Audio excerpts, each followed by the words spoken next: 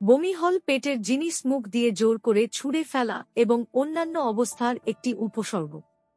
বমির সবচেয়ে সাধারণ কারণগুলির মধ্যে রয়েছে বদহজম, ব্যাকটেরিয়া বা ভাইরাল সংক্রমণ, মোশন সিকনেস, কেমোথেরাপি, মাইগ্রেন ইত্যাদি।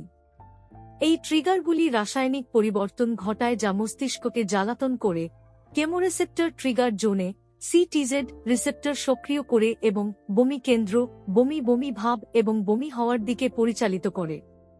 শিশুদের মধ্যে বমির সাধারণ কারণগুলির মধ্যে রয়েছে ভাইরাল গ্যাস্ট্রোএন্টেরাইটিস, খুব দ্রুত দুধ গিলে ফেলা, খাবারে অ্যালার্জি, দুধের অসহিষ্ণুতা এবং জন্মগত পাইলোরিক স্টেনোসিস। শিশুদের মধ্যে এমন একটি অবস্থা যেখানে পেট থেকে ছোট অন্ত্রে যাওয়ার পথ খুব সংকীর্ণ। গর্ভবতী মহিলাদের সকালের অসুস্থতার লক্ষণ হিসাবে বমি হতে পারে। বমি প্রতিরোধের জন্য কেউ গভীর শ্বাস নিতে পারেন, আদা চা পান করতে পারেন, ওভার দ্য কাউন্টার ওষুধ খেতে পারেন, বরফের চিপগুলি চুষতে পারেন এবং তৈলাক্ত বা মশলাদার খাবার এড়িয়ে যেতে পারেন।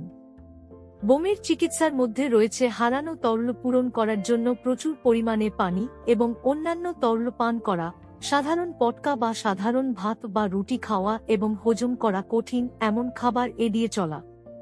বমি যদি 2-4 ঘন্টার বেশি স্থায়ী হয়, বমিতে রক্ত হয়ে থাকে বা গুরুতর ডিহাইড্রেশনের লক্ষণ থাকে তবে ডাক্তারের পরামর্শ নেওয়া প্রয়োজন। বমি বমি ভাব এবং বমি করার ঘরোয়া প্রতিকার সম্পর্কে জানতে আমাদের পরবর্তী ভিডিওটি দেখুন।